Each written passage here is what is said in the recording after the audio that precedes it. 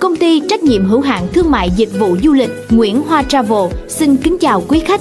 Chúng tôi chuyên tổ chức các tour du lịch trong và ngoài nước, cho thuê xe từ 4 đến 45 chỗ, xe giường nằm và các dòng limousine cao cấp nhất hiện nay.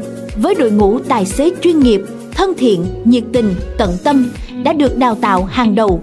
Chúng tôi luôn sáng tạo, đổi mới tour du lịch với những điểm đến lý tưởng, chương trình tour hấp dẫn, phù hợp với mọi đối tượng.